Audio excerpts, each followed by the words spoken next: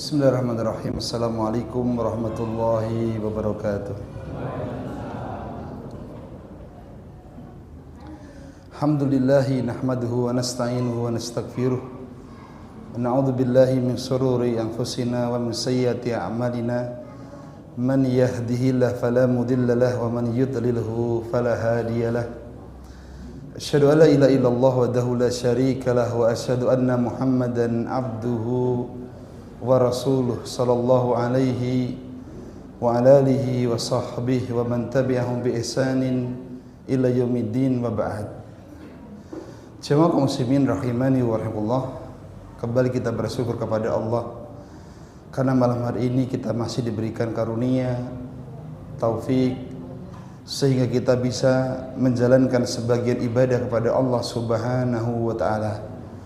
Semoga setiap kebaikan, ketaatan yang kita kerjakan betul-betul bisa berbuah pahala dan betul-betul bisa berbuah surganya Allah Subhanahu wa taala. Amin ya rabbal alamin. Ma'asyiral muslimin, kita lanjutkan malam hari ini belajar kita mengkaji Asmaul Husna, dan malam hari ini kita akan belajar Asmaul Husna yang berbunyi Al-Latifu, yang berbunyi Al-Latifu. Sebelum kita mulai Bapak Ibu, sebatas pengingat, kita ini sudah belajar lama. Sudah berapa tahun Bapak Ibu belajar? Sudah lama, puluhan tahun. Kita sudah lama belajar.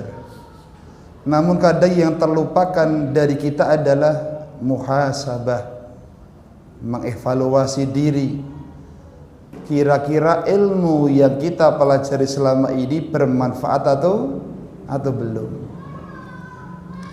Bapak Ibu menanyakan kepada diri kita, ilmu kita sudah manfaat atau belum? Itu perkara yang sangat penting.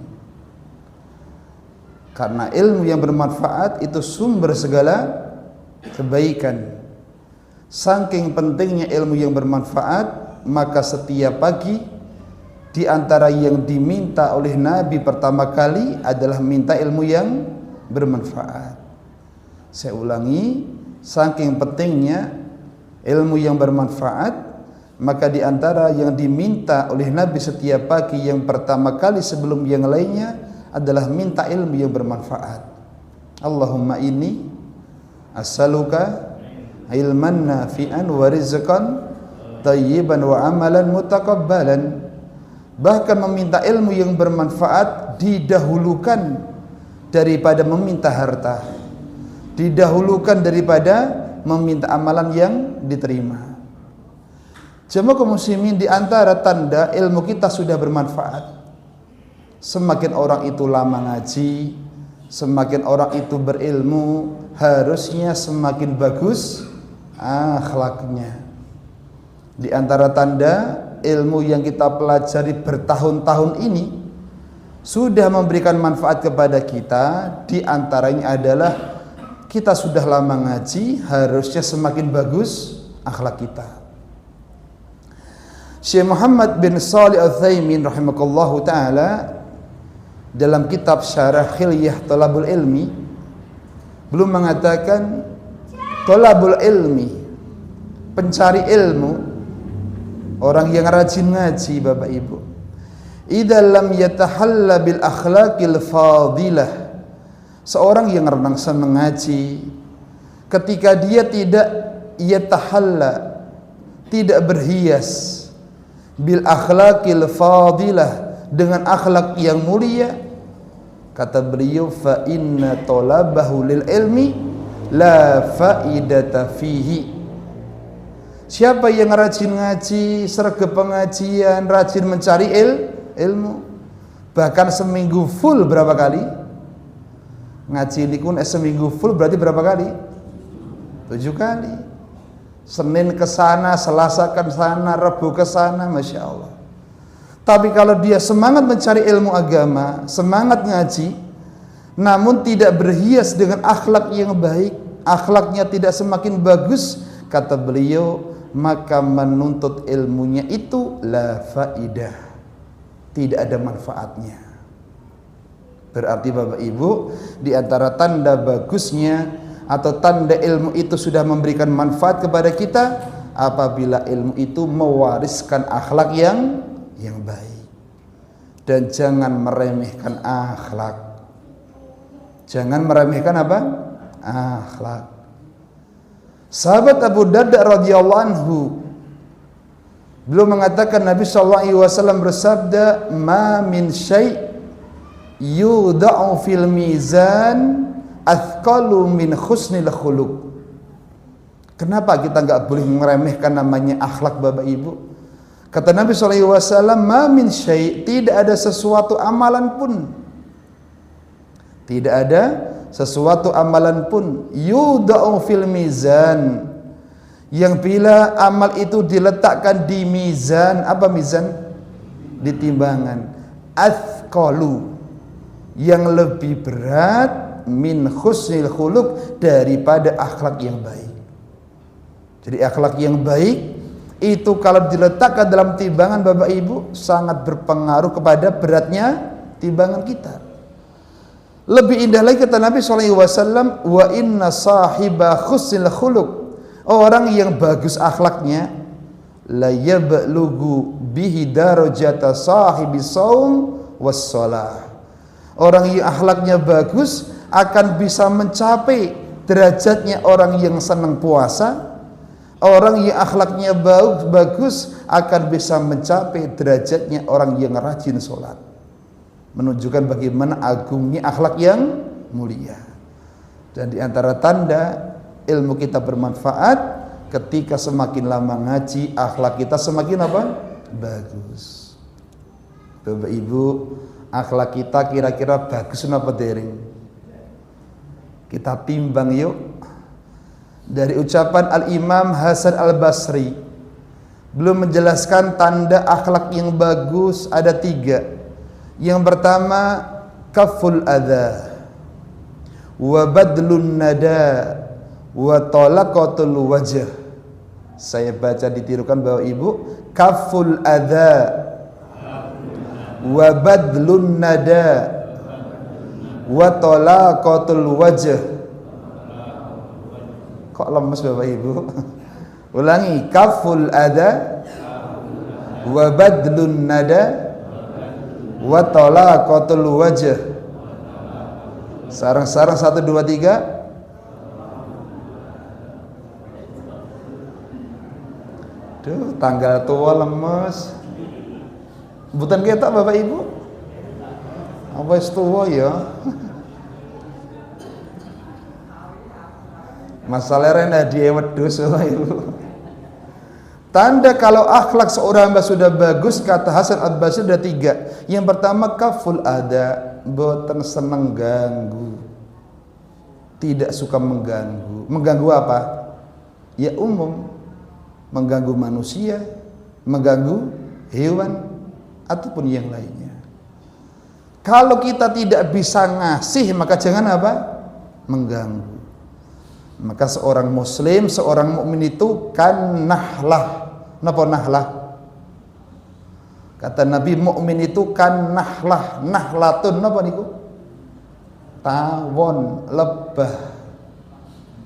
Ya, siapa yang pengen melihat dirinya ini mukminnya sejati napa belum? Yuk kita samakan kita dengan apa? Lebah. Di antara sifat lebah kata Nabi SAW, lebah itu nek mencok, la tuksir wala tufsid. Lebah itu mencok dimanapun tempatnya Bapak Ibu, tidak mematahkan rantingnya, tidak merusaknya. Itu sifat apa? Lebah. Maka seorang mukmin seperti lebah, jangan suka mengganggu. Nek bisa ngasih, kalau tidak tahan. Jangan suka mengganggu. Yang kedua, wabadlun nada, suka menolong. Dan menolong itu enggak harus dengan uang. Wallah fi aunil abdi maka al abdu fi auni akhi. Allah akan selalu menolong hamba dengan catatan hamba itu mau menolong saudaranya. Bapak Ibu, kalau kita punya kelebihan, gunakan kelebihan kita untuk menolong orang yang sedang kesusahan, walaupun hanya ide, walaupun hanya pikiran. Yang ketiga, wa talaqatul wajh, berwajah ceria. Sugih napa? Sugih napa? Senyum. Ya, Bapak Ibu jenengan duwe kanca. Siji rajin salat tapi merengut wae. Sing nomor loro ra seneng salat tapi wajahnya seri-seri, senenge guyang-guyu. Jenengan lebih seneng berteman dengan siapa? Lebih nyaman teman sama siapa Bapak Ibu? Yang suka senyum. Ya. Dan Bapak Ibu, kesenyuman orang yang mudah senyum, sumeh, sementing napa? Mboten guyu dhewe Pak ya. Itu tanda-tanda akhlak yang bagus. Ya, kalau kita nggak bisa ngasih kepada orang lain harta kita, tenaga kita, minimal berikan senyuman wajahmu. Baik, Bapak Ibu, wajah berseri-seri itu akhlak yang bagus, dan itu diantara sarana modal untuk berdakwah. Nabi SAW bersabda dari sahabat Abu Hurairah dalam riwayat yang sahih, innakum la tasa'unan nasa bi amwalikum, sesungguhnya kalian tidak bisa menarik hati manusia dengan harta kalian, karena memang randedit. Akan tetapi kalian, kata Nabi, bisa menarik hati mereka dengan wajah yang berseri-seri, dengan akhlak yang mulia. Enggak, kita jadikan wajah kita, pribadi kita yang baik itu pembuka pintu dakwah. Jangan sampai rajin ke masjid, kemudian jenggotnya dawa tapi wajahnya mencereng. Ketemu tonggo mboten arah, ya. Waliyadzubillah. Tapi jamaah kaum muslimin yang hormati, dan semoga demikian Allah Subhanahu wa taala, senyum wajah berseri-seri akan membuat orang itu optimis. Saya itu kalau ke masjid Pak, ataupun kalau pas rapat di yayasan, ketemu satu orang itu semangat Pak. Kenapa?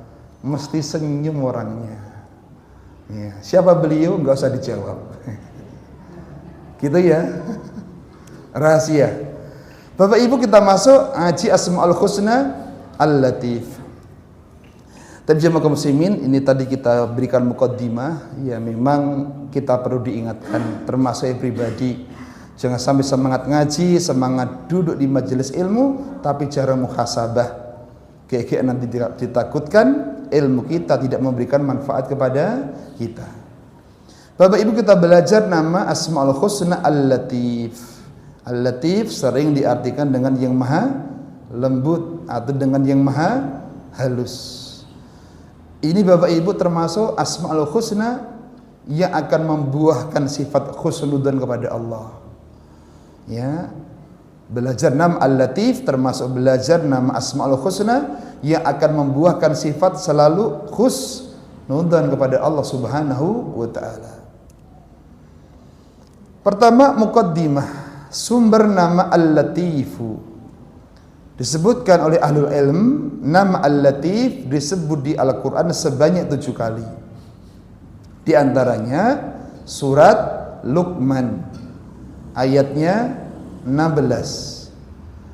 Allah Subhanahu wa taala mengisahkan tentang ucapan Luqman Al-Hakim, seorang hamba yang salih. Luqman ini hamba yang salih, saking indahnya pribadi beliau, nama beliau disebutkan dalam apa? Al-Quran. Apa kata Luqman Al-Hakim? Ya bunayya, wahai anakku, innaha intaku mithqala habbatin min khardalin, wahai anakku, sungguh jika ada sesuatu perbuatan seberat biji sawi, ya, fatakun fi sakhratin, yang biji sawi itu berada di sebuah batu, au fis samawat, atau berada di langit, atau biji sawi itu fil ardi, berada di bumi, ya'ti bihallah, kata Luqman Al-Hakim, niscaya Allah akan memberikan balasannya. Perbuatan sekecil apapun sampai digambarkan Allah seperti biji sawi. Apakah itu di atas batu, apakah itu di langit, apakah di bumi, ya'ti biha Allah. Allah pasti mendatangkan apa? Balasannya.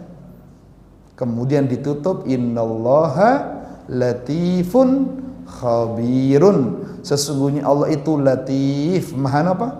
Halus. Saking halusnya Allah Subhanahu wa taala ketika memberikan kebaikan kepada kita tidak terasa. Khabir, maha teliti. Ya, manusia itu teliti, tapi Allah jauh lebih apa? Lebih teliti. Maka besok di yaumul qiyamah tidak ada satupun amalan yang terluput dari apa? Allah Subhanahu wa taala. Tapi demikian Bapak Ibu, nama Al-Latif disebutkan di antaranya surat apa? Al-Luqman, surat Luqman ayat berapa? 16. Kita baca dulu tafsirnya biar semakin jelas apa kandungan ayat ini.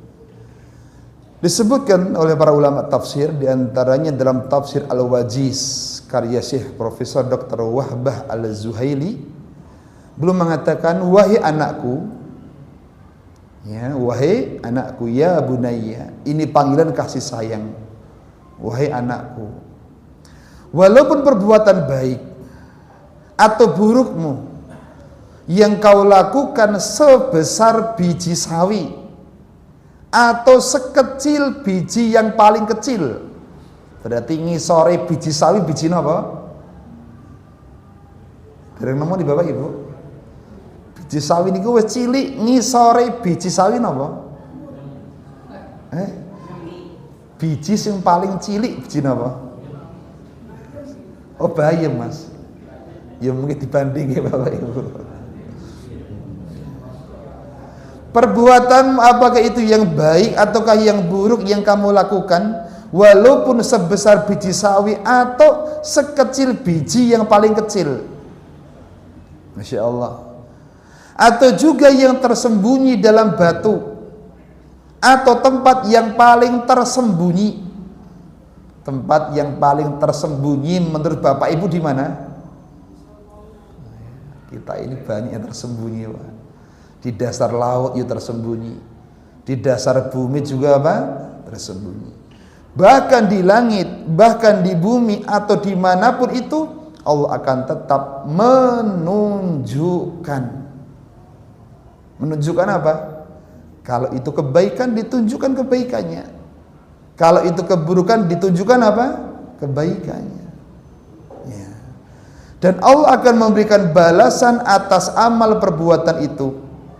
Sesungguhnya Allah itu maha lembut untuk mengeluarkannya, ya, dan juga maha tahu dimanapun tempatnya, apakah itu amal kebaikan ataukah amal apa? Keburukan. Ini diantara tafsir ayat yang kita baca tadi. Jamaah kaum muslimin, makna Al-Latif atau penafsiran Al-Latif disebutkan oleh ahlul ilmi tafsir, penjelasan Al-Latif, Allah Subhanahu wa taala memberikan kebaikan kepada hamba-hambanya dengan cara-cara yang latif, dengan cara-cara yang halus, yang lembut, ya. Bahkan terkadang lewat jalan yang tidak disukai oleh seorang hamba. Bapak Ibu, banyak kebaikan yang Allah berikan kepada kita, kita nggak tahu dari mana jalan kebaikan itu. Ya, saking apa? Saking lembutnya Allah Subhanahu wa taala. Jamaah kaum muslimin, ada beberapa kisah. Contohnya kisah Nabi Yusuf alaihi salam. Bapak Ibu lihat bagaimana lembutnya Allah ketika ingin memberikan kemuliaan kepada Nabi Yusuf.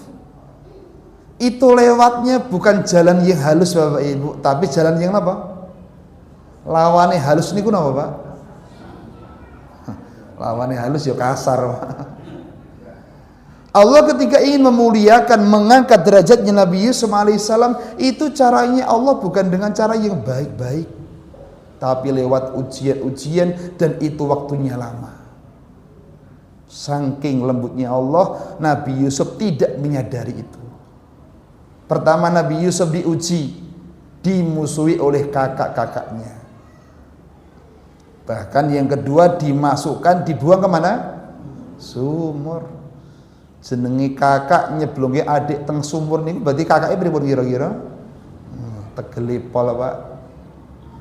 Ya. Bukan hanya itu, kemudian diambil oleh siapa? Ketika sudah dimasukkan sumur, ditemu siapa? Orang yang sedang apa? Berdagang, kemudian dijual. Masya Allah. Belum cukup, kemudian dituduh apa? Berzina. Oleh siapa? Oleh pembesar ketika itu. Ya. Kemudian setelah itu pun dipenjara. Ini prosesnya lama Bapak Ibu. Setelah itu pun ujungnya, puncaknya adalah Allah ingin memberikan kemuliaan kepada beliau. Beliau pun diangkat menjadi pembesar kerajaan di waktu itu. Lihat Bapak Ibu, bagaimana proses sangat lembutnya Allah Subhanahu wa taala ketika ingin memuliakan Nabi Yusuf alaihissalam. Itu kadang lewat jalan-jalan yang kita tidak suka. Ya. Jamaah kaum muslimin, ini kisah yang pertama. Kisah yang kedua, kisah yang menimpa Nabi Musa alaihi salam. Ketika Allah Subhanahu wa taala ingin meninggikan derajat Nabi Musa alaihi salam, itu pun jalannya enggak mulus Bapak Ibu. Hidupnya penuh dengan ujian, mulai sejak kecil. Allah perintahkan kepada ibunya untuk memasukkan Musa kecil kemana? Keranjang. Karena takut akan dibunuh oleh pasukan kerajaan di waktu itu. Belum cukup, kemudian Allah perintahkan juga menghanyutkan Nabi Musa kecil kemana? Ke sungai. Ya. Akhirnya setelah itu pun ujung-ujungnya Allah Subhanahu wa taala pun ya menjadikan Nabi Musa alaihissalam, satu tidak dibunuh, yang kedua bisa hidup di kerajaan, plus bisa ketemu siapa? Ibunya. Yang dilihat itu Bapak Ibu prosesnya atau ujungnya. Nek jenengan ningali wong sukses, niku sing ditingali suksesnya sekarang atau prosesnya Bapak Ibu? Ya, rata-rata kita omahe tingkati mobilnya gonta, tapi proses sejak nol nggak dilihat. Ya, ada orang yang Masya Allah di Jakarta sana Bapak Ibu, termasuk orang yang sukses. Ya, tapi lihat proses sejak awal itu Masya Allah, buka warung kecil-kecilan, belum berhasil, buka lagi, belum berhasil lagi. Bahkan kalau Bapak Ibu lihat ada namanya warung masakan Padang, kalau nggak salah namanya warung sederhana. Dulu dikisahkan Bapak Ibu, pemilik warung masakan Padang sederhana ini, dia itu nyewa rumah, gagal nggak berkembang Bapak Ibu. Setelah itu nyewa lagi, gagal lagi, bangkit lagi, gagal lagi, bangkit lagi. Dengan izin Allah Subhanahu wa taala kemudian mujahadah pemiliknya, sekarang rumah makan Padang sederhana menyebar bukan di Jakarta saja, tapi seluruh pelosok Nusantara. Yang dilihat itu yang menyebarnya atau prosesnya.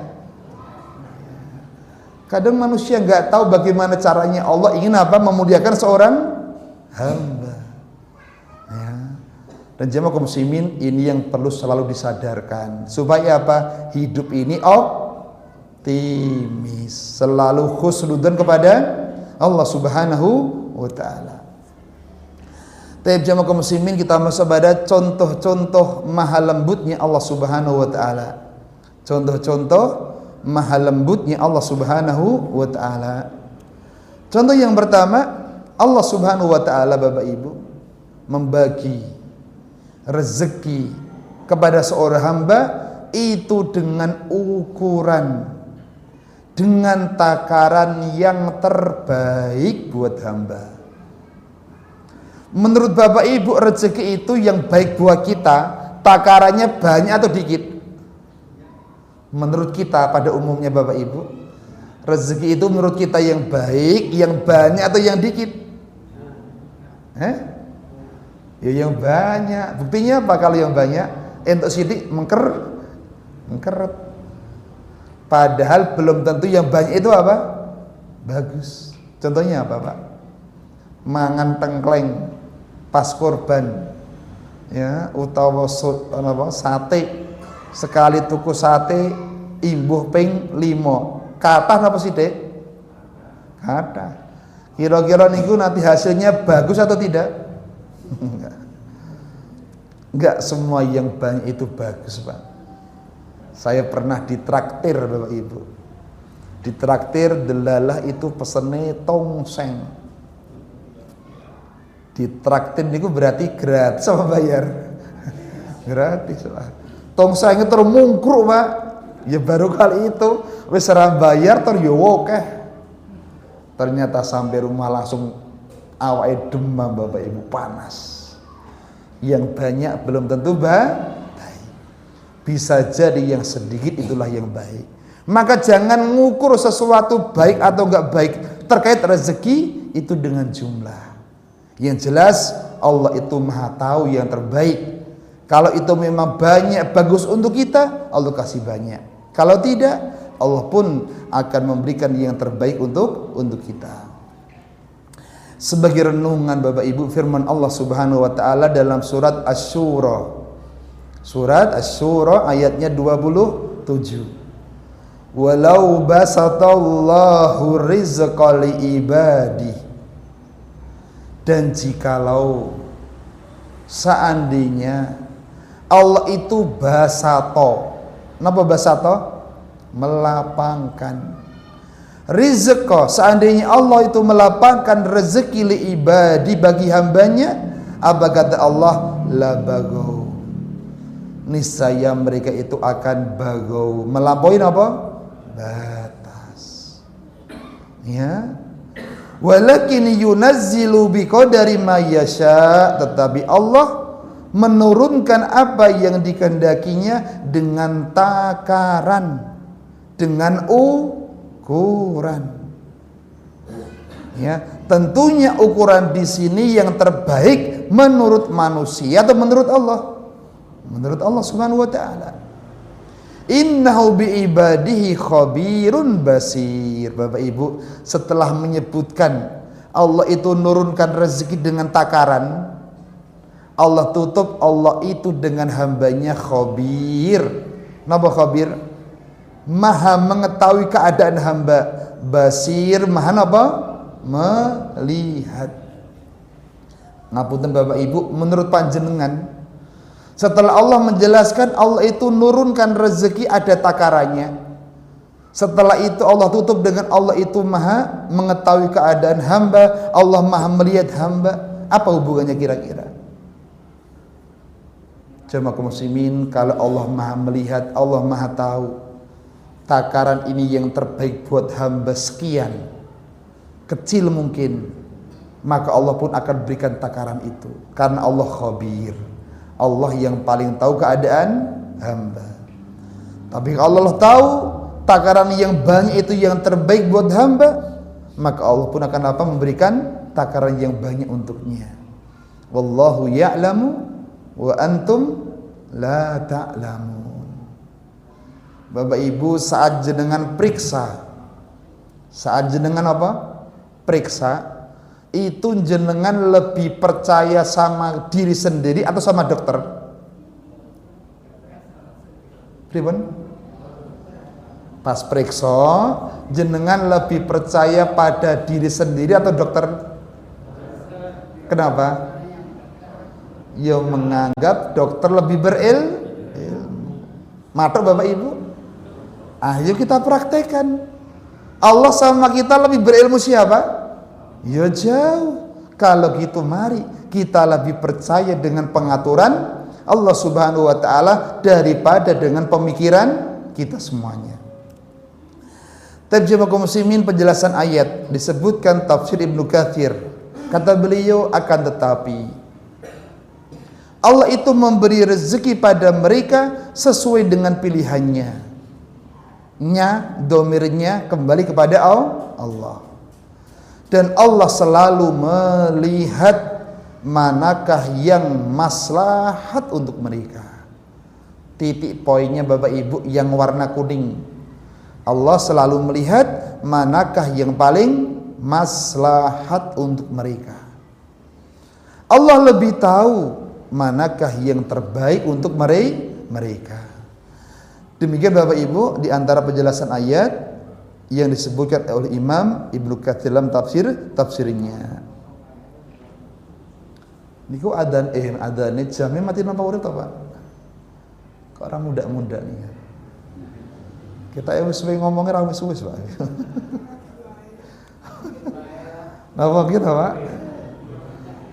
Lagi meh entek materi ini ora rampung-rampung. Aduh. Tapi Bapak Ibu lanjut, bukti yang kedua. Ya, contoh maha lembutnya Allah. Yang kedua, Allah memberikan musibah, memberikan ujian itu untuk menyempurnakan hamba. Dan ini pun jarang kita sadari saking lembutnya Allah Subhanahu wa taala. Allah ingin ketika memberikan musibah, ketika memberikan ujian untuk menyempurnakan seorang hamba. Bapak Ibu, dosa yang dikerjakan seorang hamba itu membuat orang tidak sempurna. Dosa yang dikerjakan seorang hamba membuat orang tidak sempurna. Maka dengan sebab itu Allah turunkan musibah, Allah turunkan ujian dalam rangka untuk membersihkan dosa, agar ia menjadi pribadi yang sempurna. Jamaah kaum muslimin yang kami hormati, ini perlu kita renungkan dan perlu kita tancapkan dalam diri kita semuanya. Makanya Nabi kita SAW bersabda dari sahabat Abu Hurairah radhiyallahu anhu, "Ma yusibul muslim min nasabin wala wasabin wala hammin wala khusnin wala adha wala ghammin hatta syaukati yusakuha illa kafarallahu biya min khotoyahu."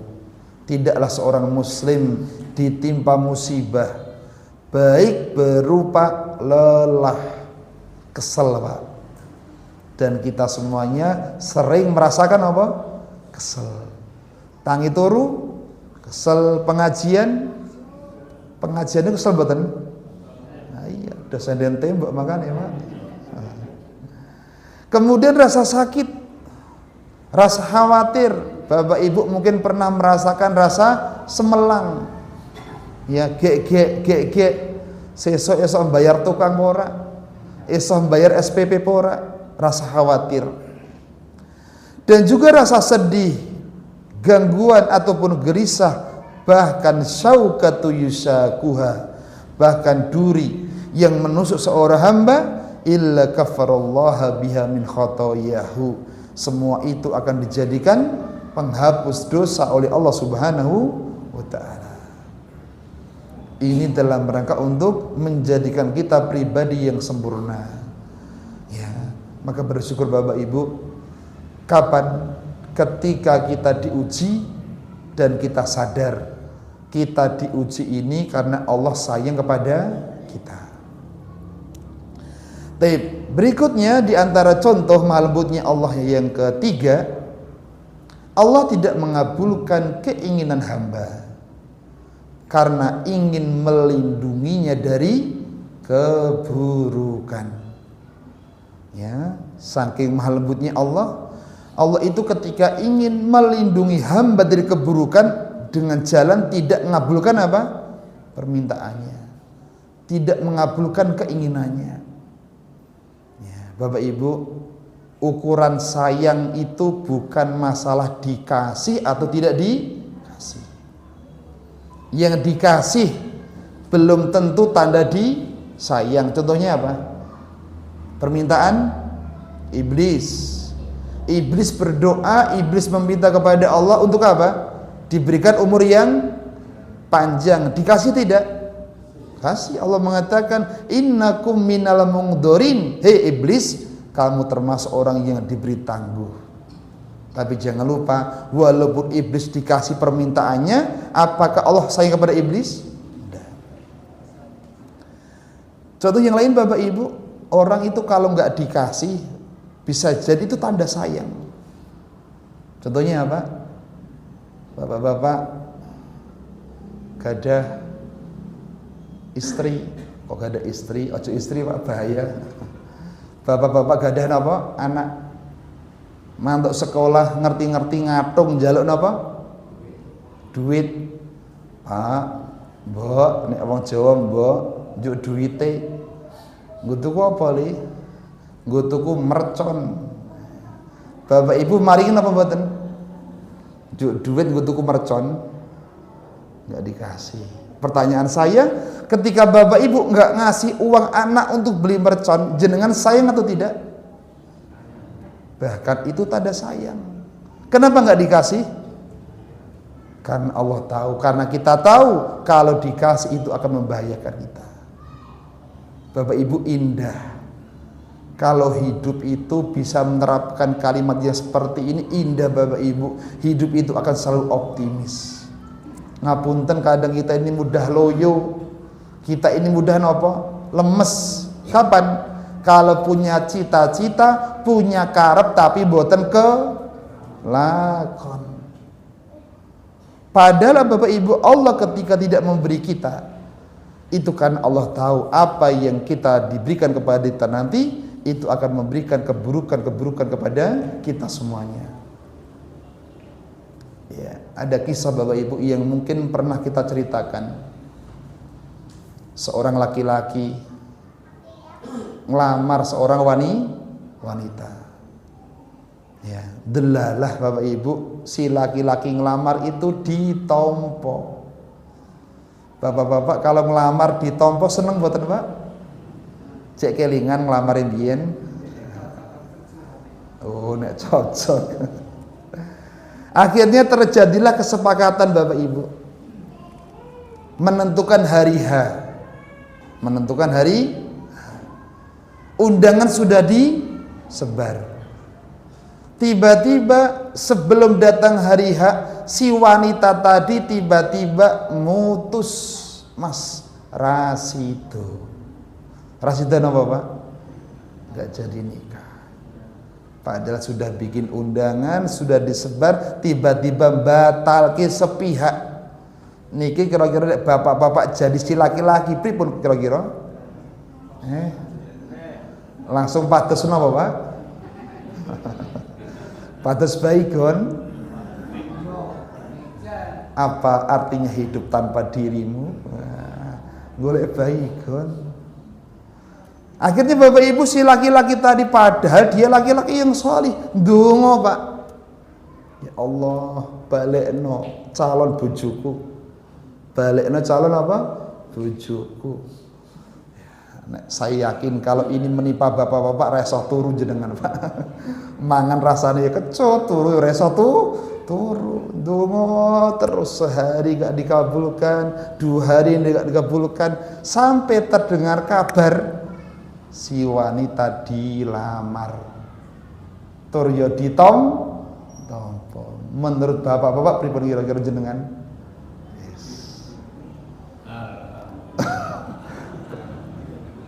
Leres Pak Yani, alhamdulillah. Dah ini si laki-laki langsung pasang status gambar apa Pak? Daun sing abang, daun apa niku? Daun sing sigrak tengah cerek, pasang status. Bapak Ibu, berjalanlah waktu, si laki-laki gak karuan hatinya Pak. Dungo gak dikabulke, si calon gak balik, malah nikah sama laki-laki apa? Mungkin kalau jenengan ketemu ya. Bapak Ibu, disisahkan beberapa bulan ada kabar Pak. Si wanita mengalami kanker payudara Bapak Ibu. Ya. Masya Allah, si laki-laki pun bersyukur kepada Allah. Ternyata ada rahasia. Kenapa Allah tidak mengabulkan permintaannya? 1 bulan berikutnya, 2 bulan berikutnya dikisahkan si wanita yang baru nikah tadi ternyata meninggal apa? Dunia, karena terkena serangan dia apa? Di otaknya. Wallahu ya'lamu wa antum la ta'lamun. Allah lebih tahu apa yang paling maslahat untuk kita daripada kita sendiri. Yuk kita seperti pasien. Allah semisal dokter, kalau jenengan pergi ke dokter jenengan selalu husnudzon sama si dokter, harusnya sama. Kita pun harus selalu apa? Berprasangka baik kepada Allah. Apapun yang Allah berikan kepada kita itu pasti yang paling apa? Maslahat. Walaupun kadang itu tidak enak di hati kita. Bapak Ibu, alhamdulillah kadang pas ngaji rasanya pun pripun? Ayem bari untuk siraman, Pak. Tapi sesuk praktek di lapangan ketemu meneh masalah pripun kira-kira? Anjal meneh. Itulah kenapa pelajaran akidah perlu diulang-ulang. Kenapa para nabi, para rasul berdakwah tauhid selama 13 tahun? Ya karena pentingnya masalah keimanan. Harus diulang-ulang. Makanya ngaji akidah, ngaji tauhid jangan pernah bosen. Lah sing dikaji nggo kitabe kuwi wae. Ingat, iman yazidu wa yanqus. Iman itu kadang naik, kadang apa? Turun. Dan dunia itu melalaikan. Pokoknya nek gelisah langsung ke majelis ilmu, Pak, entuk obate. Tapi nek jenengan gelisah nyang Tawangmangu, teko Tawangmangu pripun? Fresh, mulih padha wae. Mending pengajian karo nggawa belih wedhus Bapak Ibu. Tapi coba kaum muslimin, ini yang kita sampaikan malam hari ini berkaitan dengan makna dan contoh maha lembutnya Allah Subhanahu wa taala. Insyaallah taala kita sambung di waktu-waktu yang akan datang biidznillah taala. Hanya pengingat Bapak Ibu, hari besok hari Kamis ba'da maghrib sampai isya jadwal ngaji bareng di Masjid SMPG Al-Huda dengan pemateri Ustaz Abdul Razak dengan materi insyaallah taala kitab Arba'in An-Nawawiyah. Semoga bermanfaat dan semoga dimudahkan. Subhanakallahumma bihamdik, asyhadu alla ilaha illa anta, astaghfiruka wa atubu ilaik. Banyak kurangnya mohon dimaafkan. Assalamualaikum warahmatullahi wabarakatuh.